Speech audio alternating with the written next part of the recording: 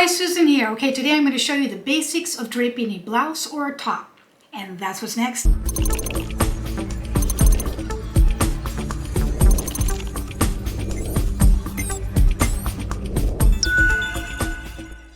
Okay, first you need a piece of torn muslin about 21 inches wide by about 28 inches long. Block and press it, and we're going to put a few lines on it so you can understand the dynamics of what I'm going to be showing you. Okay, I'll do that next. Okay, I'm going to go about 4 inches in from the torn edge on the length grain, and I'm going to pull a grain about 4 inches in just so you can get an idea of the center. These are just indications that we're going to help with the draping process. I'm going to now, after I pull the grain, I'm going to pencil in side of that grain so you can see that grain.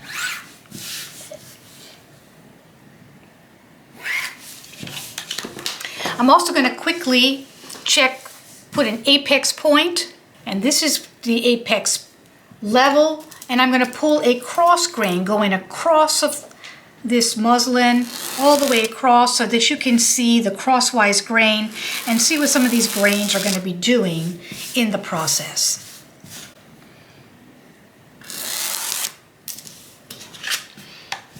And I pencil that in as well.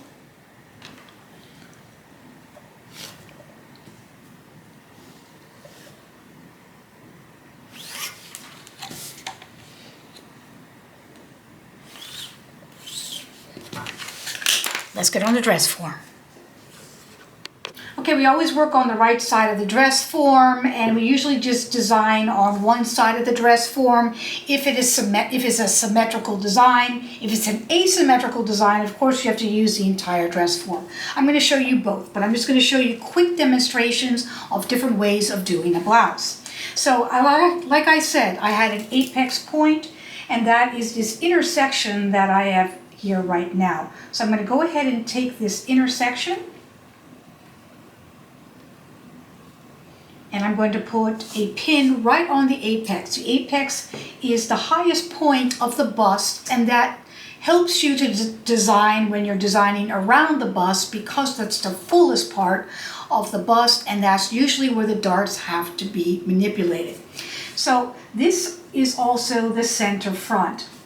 I have this line that I pulled, which will be on the center front of the dress form, like that. I'm just going to put a pin like that. And I'm just going to pin very lightly here on the center front, feeling where the center front is and putting that line there.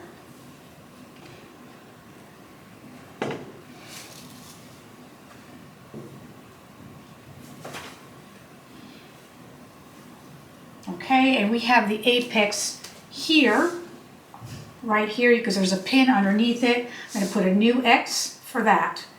That is the apex point, which is the highest point. So the reason why I have this extension here is because shirts or tops or blouses usually have button closures or snaps or some kind of closure in the front. Not always. It can be closures in the back or a little closure in the back as well, but that's what this is for, so that you have the extension to do whatever you want for that placket that you would have in the center front. I just want to show you some basic things. The first thing I want to show you is that the same principles apply to draping your basic bodice or draping your basic dress, and it has to do with the bust. You have to have darts in your basic slopers and your basic tops and your basic dresses. Why? Because of the fullness of the bust. I am not talking knitwear, I'm only talking woven tops and blouses. So when it comes to woven, where there's no give and you can't pull that out, you either have to have darts, and that could be going up here like that, or going down here like that, or it could be smoothing over the shoulder and giving you a side dart here, as well as a dart here, or a shape dart if you want some shape to the blouse or top.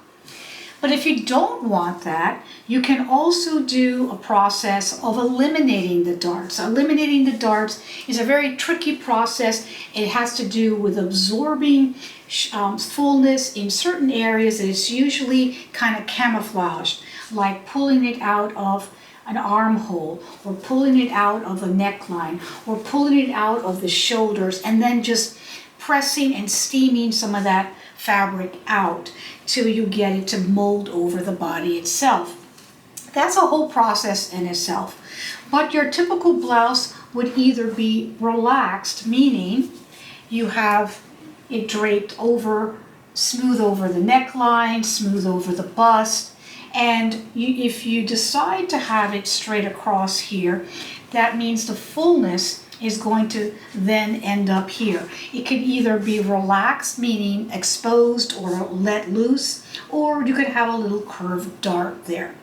What if you don't want that? What if you want more of a high-end top that is molded? You can then get this top or this fabric and do what's called a yoke. A yoke is a shape of a smoothed area, usually on the upper part of the body. It can be on the front top, it can go all the way to the armhole, it can go all the way to the shoulder. It could be any shape that you want, here and here. That allows you to have the smoothness over here, and then taking the muslin or taking your top, and then I'm going to put this back here, just where the apex is. And then absorbing some of that fullness that you would normally have to get rid of, and pulling some of that fullness from the bottom and pulling it up just slightly like that. When you pull it up slightly like that, you can then cut on the side and then put your gathers or your darts, sneaking them in by using it as an actual design here on the top of the bodice, and that it would be just pinching or making some gathers or some pleats or something in the design line itself. Once you're doing that, I'm going to be pulling some of this in here like this. And this would all be cut out. This will be brought in like this. And then you can start to see that you can get a top that is more fitted and more contoured to the body with the design elements here on this yoke itself. That's another way of eliminating the darts and giving it a design line that is good for a top. Another way would be dividing your body and absorbing the darts in princess seams.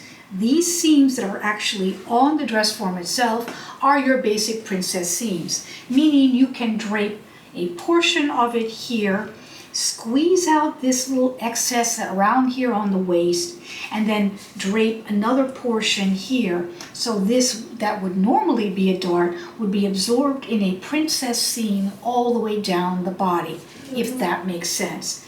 So those are your basic elements of eliminating the darts and giving a design line and design to your blouse. If you're doing something that is asymmetrical or draped, you can also do that.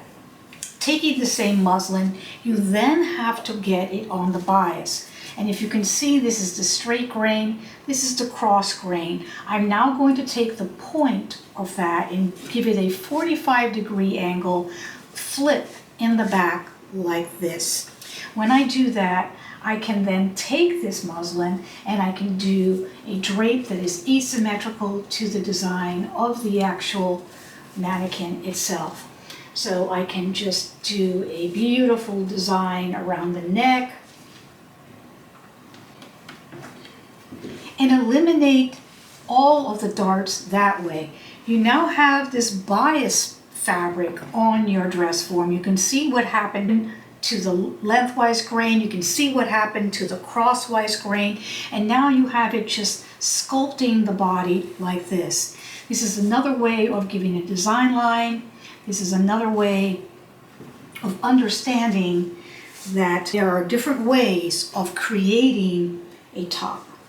So that would be the bias cut top that you would then just form and give your indications, and you can have a beautiful little design. You can have another design going this way and mark in all of the excess. I'm going to move all the excess as much as I can design-wise onto the shoulder, so I have a smooth armhole area, I have a smooth side seam area, I have a smooth over the abdomen area, and it's again smooth on this side as well. Those are the three main ways of draping a blouse. I wanted to do a quick study on this because I'm going to do an extensive study in a masterclass coming up very soon. So I hope you like this demonstration. I hope this triggered your creativity. And if you love what you're seeing, give it a thumbs up, share this, come on board and subscribe so you'll know when my masterclass will be out. And I will see you soon. Thank you. Bye-bye.